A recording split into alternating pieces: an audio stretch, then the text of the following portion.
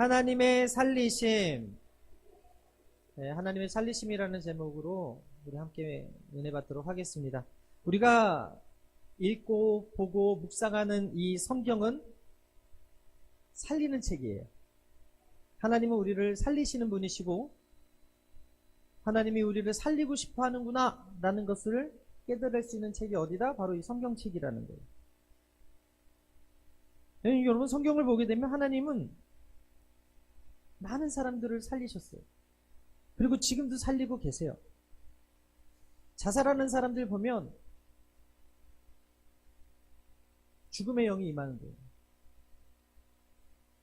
여러분, 하나님은 자살하는 거 원치 않으시고 우울한 거 원하지 않으시고 하나님은 삶을 무의미하게 허비하는 거 원하지 않으시고 하나님은 도박에 빠져서 중독에 빠져서 쾌락에 빠져서 하나님이 정해주신 그 시간을 허비하고 사는 걸 원하지 않으시고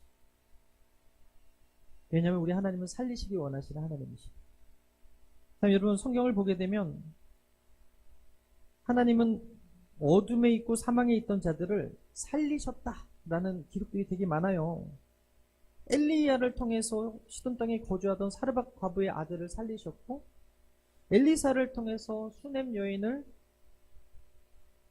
그 아들을 또 살리시고 에스겔 골짜기에 생기야 들어가서 살아나게 하라 했더니 살아나는 그래서 붕대가 되어지는 환상을 에스겔이 보지 않습니까? 마른 뼈들이 살아나는 것. 예수님께서 나인성 과부의 아들을 살리셨습니다. 해당장 야이로의 딸을 살리셨습니다. 베다니의 나사로를 살리셨고 왕의 신하의 아들을 살리셨고 그렇죠? 달리다금 하고 그 어린 여자아이를 살리셨습니다. 베드로가 다비다를 살렸고 바울이 졸다 떨어져서 죽었던 그 유두고를 살아나게 했습니다. 오늘도 이 시간에 하나님이 여러분 살리시려고 이곳에 초청하여 주셨음을 믿으시게 되길 바랍니다. 세상은요 우리를 죽이려고 해요. 어떻게든 우리의 것들을 착취하고 갈취해서 우리를 죽이려고 해요. 그런데 우리 하나님은 우리를 살리시려는 거예요. 제가 항상 얘기하잖아요. 코끼리를 생각하지 마세요. 그럼 코끼리가 생각난다니까요. 스키 타는 사람들이 나무에 부닥치지 말아야지 나무에 부닥치지 말아야지 그거 생각하면 나무에 부닥친다는 거예요. 길을 찾아야지 생각하면 길을 찾는다니까요. 잘난 사람은 잘난 대로 살고 못난 사람은 못난 대로 산다. 야야 얘들아 내 말 좀 들어라. 여기도 작아 저기도 작아. 짜가가 판치. 여러분 짜가가 판쳐요. 우리를 살리려고 하는 진짜가 아니라 우리를 죽이려고 하는 짜가가 판치고 있어요.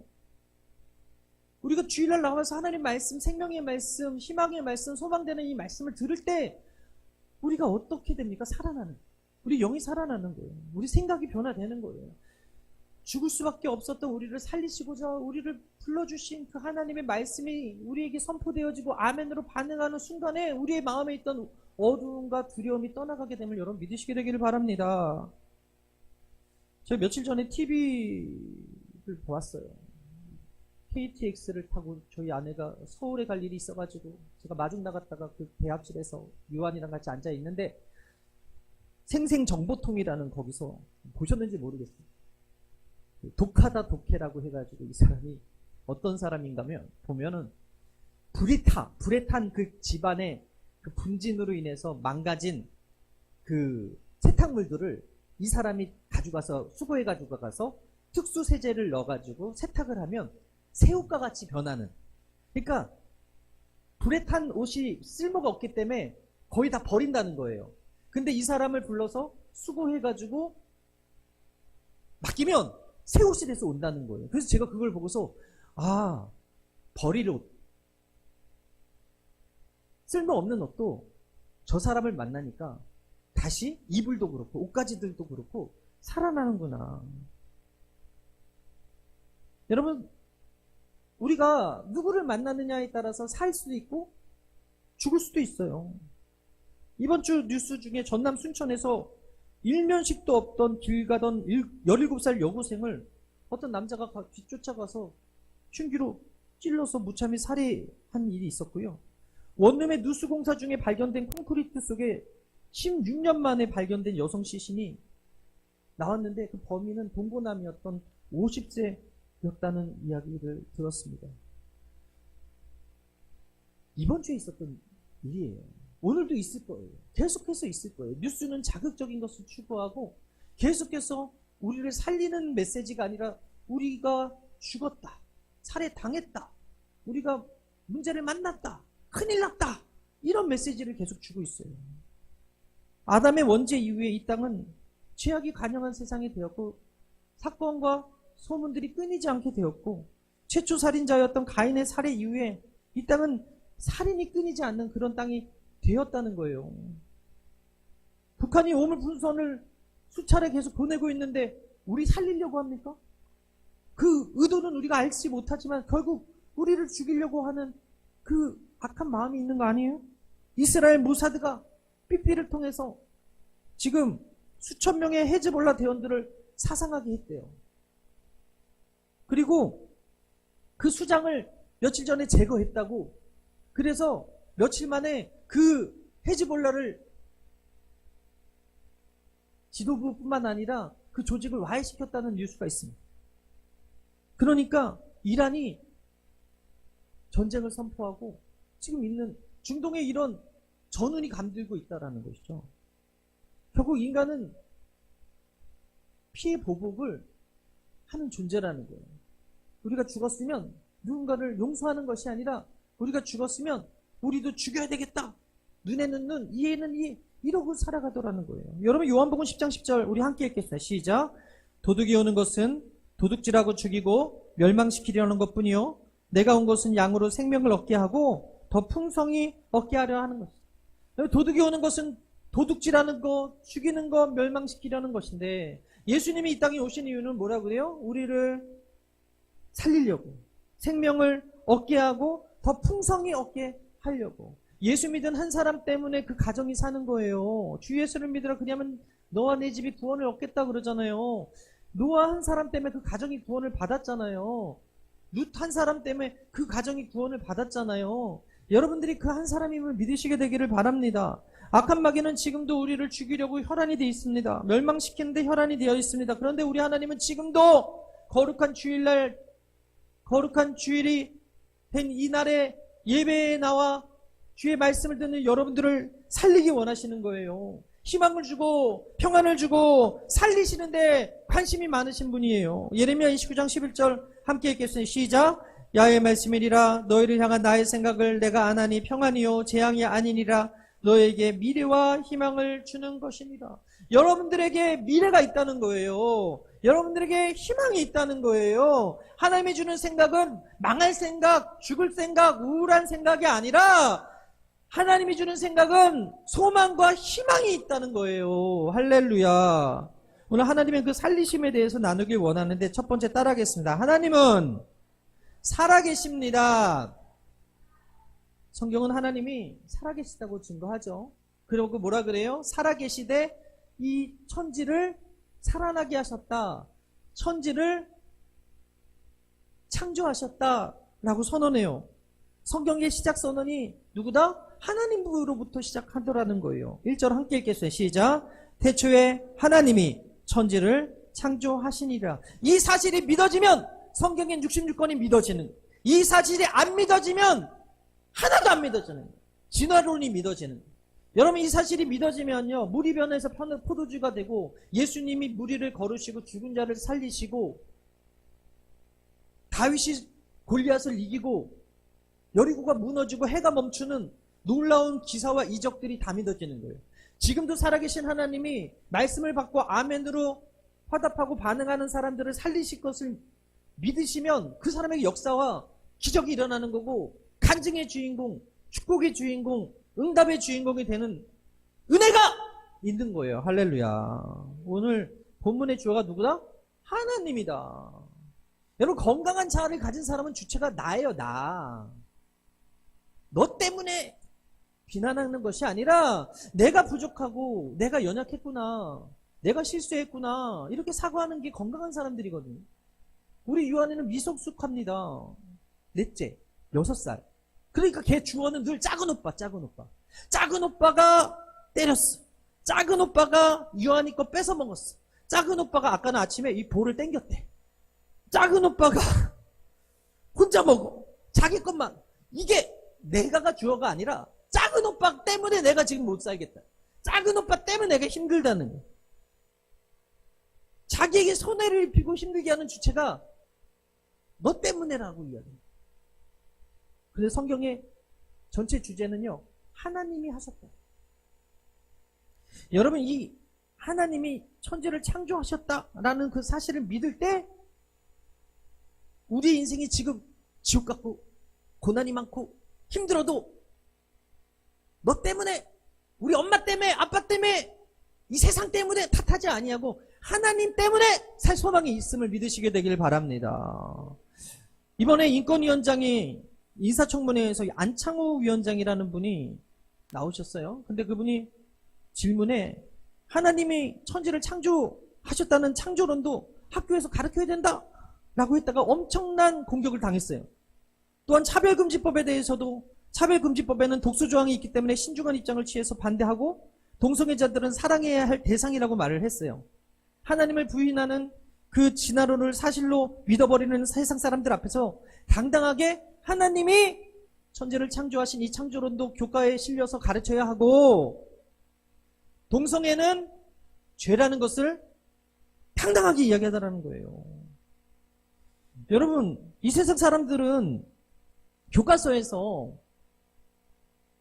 피조물이 하나님으로 인하여 말미암아 창조된 것이 아니라 아메바가 우연히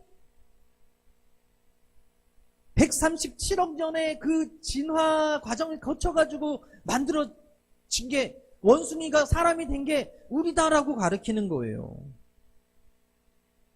창조를 부인하는 사람들은 진화론이 진리고 그리스도인들은 무지하다면서 공격을 합니다. 궁극적으로 진화론을 신봉하는 학자들이 주장하는 그 이론은 빅뱅 이론인데, 우주에 생성된 그 원인이 펑 하고 터져가지고 펑 하고 나타났다는, 그 펑 하고 터뜨린 게 하나님이 천지를 창조하신 거거든요.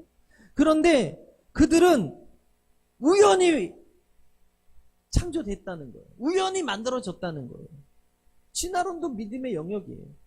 그 김성회라는 일산의 그 국회의원이 자기도 진화론은 교과서에 써있기 때문에 믿는데, 그런데 창조론은 성경에 써있으니까 안 믿는 거예요. 자기도 신학을 했고 자기도 전도사 생활을 했다고 하면서 그 대정부 질문에 안창호 그 신임 인권위원장을 공격을 하는 거예요. 세상 사람들이 다 믿으면 진리고 세상 사람들이 조금 믿으면 거짓이고, 이게 민주주의라고 하는 거거든요. 근데 중요한 것은 무엇입니까? 하나님이 분명히 태초에 천지를 창조하셨다는 창조론은 우리가 믿어요. 진화론 그 교과서에 써 있으니까 사람들이 믿는 거예요. 즉 이것은 믿음의 영역이에요. 경험의 영역이 아니라. 근데 무엇을 믿느냐에 따라서 진화론자가 될 수도 있고 창조론자가 될 수도 있고, 지금은 또 지적 설계론이라고 해서 외계인을 믿는 사람들도 있어요. 인체공학을 보더라도 여러분, 우리가 하나님 살아계신 것을 알 수 있는데 사람의 뇌는 1.35kg 정도 되는데 20억 개의 신경세포를 가지고 있습니다. 그리고 사람의 심장은 하루에 4만 리터나 되는 그 양의 피를 뽑아내고 나쁜 것은 걸러내고 좋은 산소를 우리에게 공급하는 기능을 합니다. 피가 산소는 가져가고 이산화탄소는 버리는 일을 심장이 하고 있다는 거예요. 이 일이 멈춰지면 심장마비가 되는 것이고 심근경색이 되는 것인데, 과학이론의 믿음으로 가설이 세워지는 거거든요. 그럼에도 불구하고 사람들은 진화론이 과학적이고 창조론은 과학적이지 않다라고 이야기하고 있는 거예요. 부인하는 거예요. 근데 시편 14편 1절 말씀에 함께 읽을까요? 시작. 어리석은 자는 그의 마음에 이르기를 하나님이 없다 하는도다. 그들은 부패하고 그 행실이 가증하니 선을 행하는 자가 없도다. 여러분, 하나님이 없다라고 하는 사람들의 삶은요, 뭐라고요? 가증하고 악하고 부패하다라고 이야기합니다. 하나님을 부인하기 때문에 그곳에 절대 선이 없는 거예요. 하나님이 창조하시기 전에 세상은 혼돈이었고 공허였고 흑암이라고 이야기합니다. 2절에 보게 되니까 땅이 혼돈하고 공허하여 흑암이 깊음 위에 있고 하나님의 영은 수면 위에 운행하셨다라고 이야기해요. 여러분, 빛이 없는 곳엔 혼돈이 있는 거예요. 빛이 없는 곳엔 어둠이 있는 거예요. 빛이 없는 곳에 악이 그 선의 자리를 채워버리는 거예요. 여러분, 성경이 창조사건으로 시작하는 이유는 하나님이 주체시기 때문에 그래요. 하나님이 주체가 되셔서 주어가 되셔서 하나님이 만물을 창조하셨는데 왜 창조하셨는가? 살리시려고, 어둠을 몰아내시려고, 빛이 있게 하시려고 창조하셨다는 거예요. 이 사실을 믿으면 하나님이 우리 주인이심을 인정하게 되는 거예요. 여러분, 성경에서는요, 하나님이 세상을 창조했다는 말이 너무나 많아요. 히브리서 11장 3절에 믿음으로 모든 세계가 하나님의 말씀으로 지은 줄 우리가 아나니 보이는 것은 나타난 것으로 말미암아 된 것이 아니니라. 이사야 40장 26절에 너희는 눈을 높이 들어 누가 이 모든 것을 창조하였나 보라. 주께서는 수요대로 만상을 이끌어내시고 그들의 모든 이름을 부르시나니 그의 권세가 크고 그의 능력이 강함으로 하나도 빠짐이 없느니라. 히브리서 3장 4절에 집마다 지은 이가 있으니 만물을 지으신 이는 하나님이시라. 여러분, 성경을 보게 되면 하나님이 천지를 창조하셨다는 사실로 가득 차다라는 거예요. 하나님이 말씀하시니까 어떤 일이 있었어요? 빛이 있었어요. 3절에서 5절에 보니까 하나님이 이르시되 빛이 있으라 하시니 빛이 있었고 빛이 하나님 보시기에 좋았더라. 하나님이 빛과 어둠을 나누사 하나님이 빛을 낮이라 부르시고 어둠을 밤이라 부르시니라. 저녁이 되고 아침이 되니 이는 첫째 날입니다. 하나님이 처음 하신 일이 뭐예요? 어둠을 몰아내고 빛이 임하게 하신. 여러분, 하나님이 우리가 어둠 가운데 거하길 원치 않으시고 어둠의 세력 가운데 점령당하여서 어둡게 사는 거 원치 않으십니다. 하나님은 여러분들을 빛 가운데로 인도하시길 원하시고 빛의 자녀대로 살기를 원하심을 믿으시게 되길 바랍니다. 조정빈 목사님의 시작에서 답을 찾다라는 책을 보게 되면 우리 몸의 세포가 60조 개가 있고요. 우리 몸속에 미생물 수가 120조에서 500조 정도가 있다고 합니다. 눈에 보이지 않지만 세포가 이렇게 우리와 더불어 살고 있다는 거예요. 그리고 지구는 태양 중심으로 공전을 하는데 공전 궤도에 약 23.5도가 기울어져 있기 때문에 그 덕분에 사계절이 뚜렷하고 그리고 태양과 거리가 1억 5천만 킬로미터가 떨어져 있어서 타 죽거나 얼어 죽지 않게끔 정확하게 하나님께서 만들어 놓으셨다는 거예요. 우리가 숨쉬는 공기는 질소 78%, 산소 21%, 아르곤과 비활성 기체, 수증기 0.9%로 이루어져 있는데 산소 비율이 정확히 21%여야 우리가 살 수 있대요. 100% 산소면 산소 중독으로 죽고요. 16%면 불이 꺼지게 되고요. 10%면 의식불명, 6에서 8%면 6분 안에 사망하게 된다고 하는 거예요. 즉, 이 공기 중에 산소가 100%라고 생각을 하지만 그 산소가 100%가 아니라는 거예요. 16%밖에 없다는 거예요. 이렇게 정교한 과학적 결함이 우연히 생겨났거나 빅뱅으로 탄생된 것이 아니라는 거예요. 진화론보다 하나님이 천지를 정확하게 창조하셨다는 믿는 것이 훨씬 더 합리적이라는 것이죠. 여러분, 하나님의 창조를 믿음으로 인해서 우리가 나아갈 때 전제돼야 될 것이 뭐예요? 하나님이 살아계신다는 거예요. 하나님이 정확하게 우리 인생을 꿰뚫어 보고 계시고 우리의 삶을 알고 계시고 보고 계신다는 거예요. 하나님이 우리가 어둠 가운데 있기를 원하지 않으시고 어둠 속의 일을 버리고 빛의 자녀처럼 살기를 원하신다라는 것입니다. 여러분, 세상은 창조적 상태에는 창조되기 전의 상태는 혼돈했대요. 공허했대요. 아무것도 없었어요. 왜 세상이 이렇게 혼돈입니까? 왜 사람들이 빛에 거하지 못하고 어둠에 거합니까? 하나님 살아계신 걸 믿지 않기 때문에 그래요. 하나님이 이 세상을 천지를 말씀으로 창조하신 그 사실을 믿지 않기 때문에 그래요. 에베소서 5장 11절 이하에 너희는 열매 없는 어둠의 일을 참여하지 말고 도리어 책망하라. 그들이 은밀히 행하는 것들은 말하기도 부끄러운 것들이라. 여러분, 건물 그냥 만들어지지 않잖아요. 정교한 누군가가 설계하고 만들었기 때문에 그 건물이 지어지는 거 아니겠습니까? 사람들이 죄를 짓는 이유는 하나님 안 계시기 때문이다. 그것 때문에 죄 짓고 있는 거예요. 여러분, 우리나라가 CCTV가 보급되고 나서 범죄율이 현저하게 줄어들었다는 뉴스가 있었습니다. 누군가 보고 있다라고 생각을 들면은 사람들이 죄 지을 생각을 못해요. 그런데 누군가 보지 않는다. 은밀한 곳에 죄를 짓는 것들이 많아진다라는 것입니다. 어린아이가 죄를 지으면 그 좋던 엄마 아빠가 두려워요.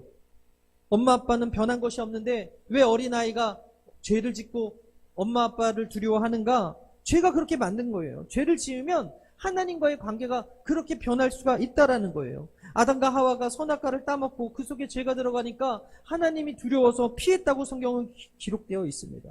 이것을 가르쳐 성경은 우리 영이 죽은 상태다라고 이야기를 하거든요. 에베소서 2장 1절에 그는 허물과 죄로 죽었던 너희를 살리셨도다. 여러분, 예수님을 우리에게 보내주셔서 우리를 살린 이유는 허물과 죄로 죽어있던 우리를 살리기 위함임을 믿으시게 되기를 바랍니다. 영이 죽어 있어요, 세상 사람들은. 그래서 하나님을 알지도 못하고 창조론이 믿어지지도 않고 태초에 하나님이 천지를 창조하셨다는 이 위대한 선언이 안 믿어지는 거예요.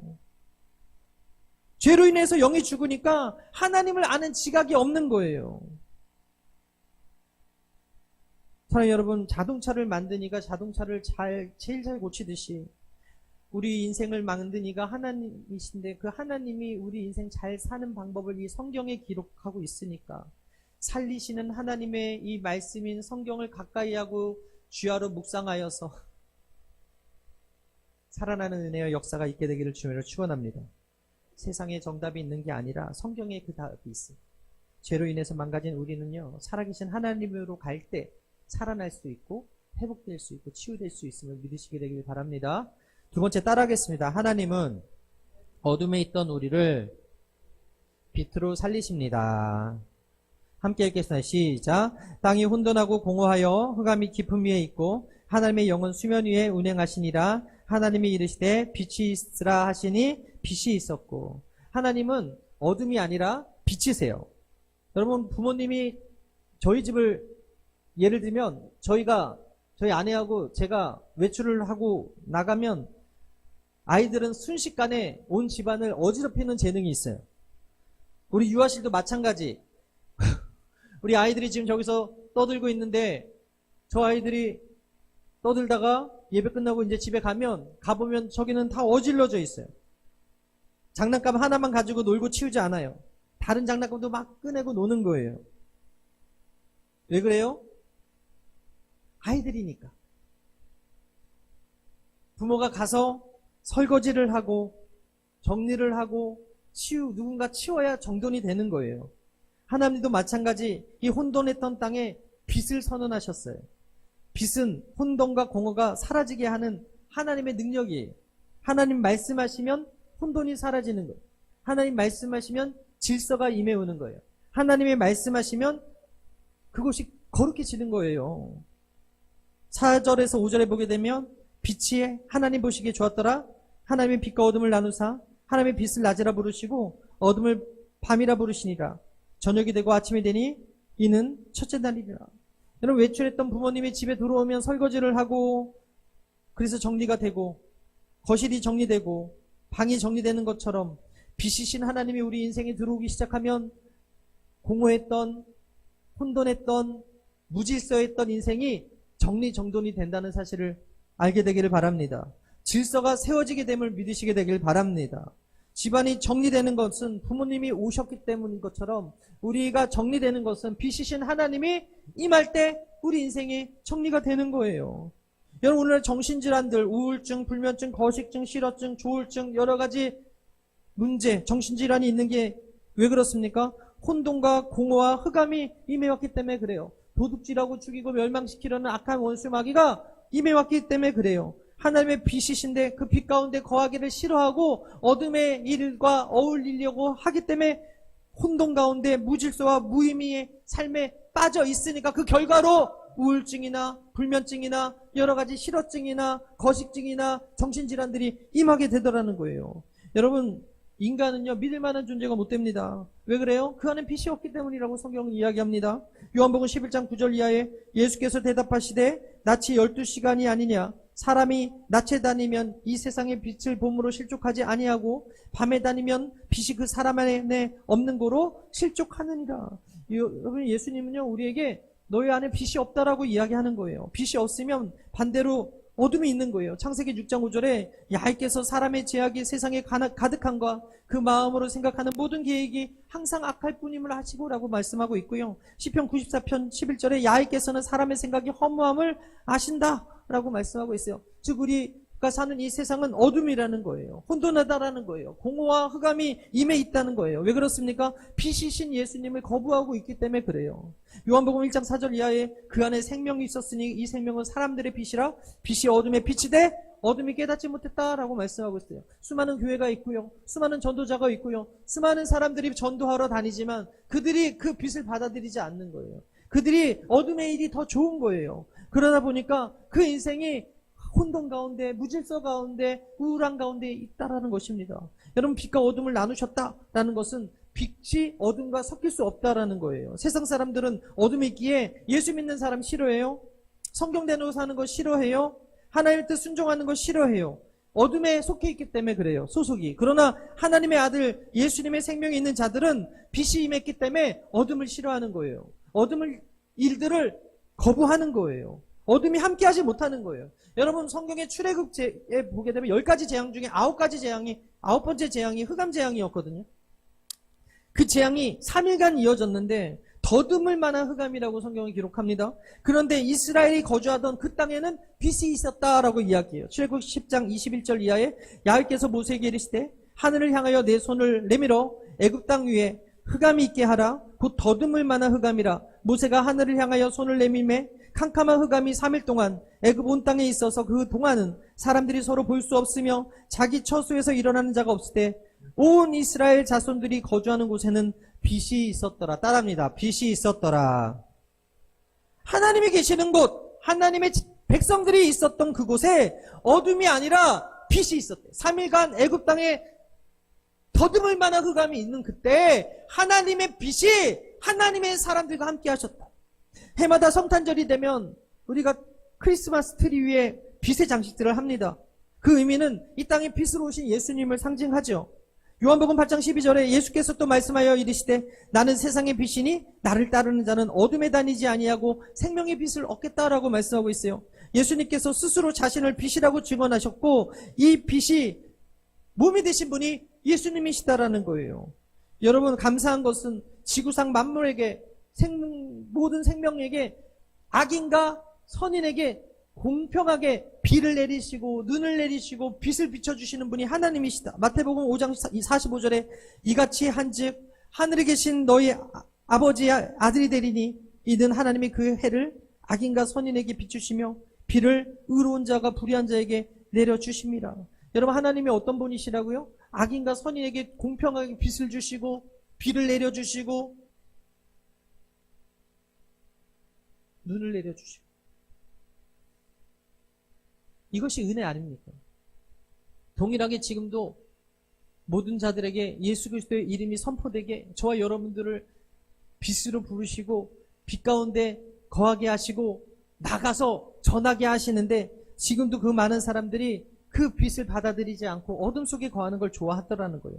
여러분, 출애굽한 이스라엘 이 광야에서 인도한 게 불기둥이었어요. 출애굽기 14장 19절에 이스라엘 진압해 가던 하나님의 사자가 그들의 뒤로 옮겨가매 구름기둥도 앞에서 그 뒤로 옮겨 애굽진과 이스라엘 진 사이에 이르러 서니 저쪽에는 구름과 흑암이 있고 이쪽에는 밤이 밝음으로 밤새도록 저쪽이 이쪽에 가까이 못하였다. 어둠의 그 애굽의 병사들이 그 빛 가운데 있는 이스라엘 백성들에게 가까이 하지 못했다라는 거예요.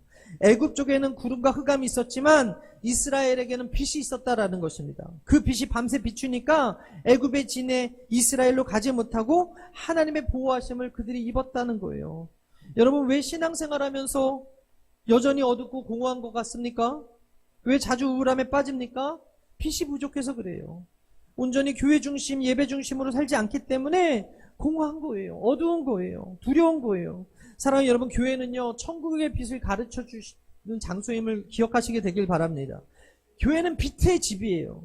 교회에서 드려지는 모든 예배는 성도들을 천국의 빛으로 초청하는 잔치라는 것이죠. 주일마다 은혜가 충만한 예배를 드리고 나서 세상 가운데 파송되는 성도들의 얼굴을 보면 분명히 뭔가 달라져. 예배 전과 예배 후가 다른 거예요. 분명한 것은 다 밝게 변해 있다는 것입니다. 낙심과 절망과 혼란 속에 있다가도 예배를 통해서 천국의 빛을 발견하고 하나님의 영광의 빛을 경험한 사람들은 소망 가운데 담대히 어둠 속으로 나가서 빛의 역할을 감당할 수 있도록 하나님께서 만들어 주신다는 거예요. 그래서 예배의 자리가 소중한 거고, 그래서 은혜 받아야 되는 것이고, 그래서 우리가 이곳에서 하나님을 인격적으로 만나야 되는 거예요. 할렐루야. 마지막으로 따라하겠습니다. 하나님은 살아난 인간이 생육하고 번성하고 살기를 원하십니다. 여러분, 하나님이 6일간 다 창조하셨어요. 그리고 나서 그 동산 중앙에 누굴 두었냐면 아담을 두었어요. 돈이 있고 사람 있냐, 사람 있고 돈 있냐? 당연히 사람 있고 돈 있지만 하나님이 돈 될 만한 것을 먼저 다 만들어 놓으시고 그리고 나서 사람을 두셨다. 공허한 다음에 이틀날 사람을 진 게 아니라 모든 것을 다 세팅하시고 하나님이 그 동산에 아담을 두셨다. 그리고 그가 독초하는 것이 좋지 못하여 돕는 배필을 두었다라는 것은 무엇을 의미하는 거예요? 살라라는 거예요. 이 땅 가운데 생육하고 번성하며 살라라는 거예요. 열매를 맺으라는 거예요. 여러분, 잡초와 열매 맺는 나무의 기준이 무엇입니까? 잡초는 뽑아서 버리려고 하고 제초제를 해서 어떻게든지 뿌리를 없애버리려고 그러잖아요. 근데 열매 맺는 나무는 어떻게든 살리려고 그러잖아요. 이번에 우리 이 앞에 길이 나가지고 포크레인으로 부탁해가지고 제가 이 백합인가? 그 나무 두 그루를 저 끝에 뒀어요. 목련인가요? 네, 목련나무. 그 다음에 그 노송 그거 하고. 그 다음에 제가 뽑을 수 있는 거 어떻게 해서 이렇게 파가지고 요 교회 앞에 하고 저 뒤에다 심었는데 걔네들은 죽은 것 같아. 근데 목련은 지금 보니까 조금씩 봉우리가 다시 나는 거 봐서 살아있는 것 같아. 왜 그렇게 애쓰고 힘써서 그렇게 살리려고 했을까? 걔네들은 열매를 맺잖아요. 아름답잖아요. 살려놓으면 우리에게 유익이 있잖아요. 그렇게 살리게 하는 거예요. 근데 쓸모없는 것들은 그냥 베는 거예요. 그냥 뽑는 거예요. 없애는 거예요. 여러분, 하나님 우리를 오늘 살아나게 하신 것은 저와 여러분들이 이 땅에서 필요 있기 때문에 그래요. 저와 여러분들이 사명이 있기 때문에 믿으시게 되기를 바랍니다. 번성하라는 것은 무엇입니까? 그냥 마귀는 동성애를 법제화해서 가정을 파괴하고 번성케 못하게 합니다. 남자랑 남자가 결혼해서 어떻게 번성할 수 있고 여자랑 여자가 결혼해서 어떻게 번성할 수 있으며 남자와 남자가 결혼해서 애가 어떻게 태어나냐고요. 하나님이 명령하신 번성하라는 것은 퍼져나감을 의미하는데 지금 마귀는 가정을 파괴하기 위해서 마약을 중독하게 만들고 생육하고 번성하는 걸 원치 않기 때문에 동성애를 어떻게든지 하게 만들어서 이 시대에 사람들이 번성하고 생육하는 걸 막고 있어요. 그런데 우리 하나님은 어떤 하나님이시다? 생육하고 번성하기를 원하시는 하나님이시다. 우리가 살아나기를 원하시는 하나님이시다. 이 시대의 가정이 살아나길 원하시고 교회가 부흥하길 원하시고 번성하길 원하시고 충만하길 원하시는 분이 하나님이심을 믿으시게 되길 바랍니다. 그러면서 마태복음 28장에 이 땅을 다스리는 권세를 주셨잖아요. 함께 읽겠습니다. 시작. 예수께서 나와 말씀하여 이르시되 하늘과 땅의 모든 권세를 내게 주셨으니 그러므로 너희는 가서 모든 민족을 제자로 삼아 아버지와 아들과 성령의 이름으로 침례를 베풀고 내가 너희에게 분부한 모든 것을 가르쳐 지키게 하라. 볼지어다 내가 세상 끝날까지 너희와 항상 함께 있으리라. 구약에는 생육하고 번성하는 문화 명령이었다면 신약에는 지상 명령, 예수님께서 우리에게 주신 것은 가서 살리라는 거예요. 죽어가는 영혼, 어둠 가운데 있는 영혼, 그들이 죽어가고 있으니 너희가 가서 살리라는 거예요. 많은 사람들이 마귀의 밥이 되어서 죄악 가운데, 흑암 가운데, 혼돈 가운데 중독되어서 생육하고 번성하지 못하고 천국 가지 못하고 죽어가고 있기 때문에 저 여러분들을 권세를 주셔서 살리시라는 거예요. 제가 성경을 읽어보니까 모세도 떨기나무 가운데 하나님을 만나서 살아났어요. 그는 인생이 끝인 사람이었어요. 살인자로 미디안 강에 쫓겨서 80세 노인이 양을 치러 다녔던 사람이 호렙산에서 하나님을 만나서 살아나서 다시 그 사명을 받고 어때요?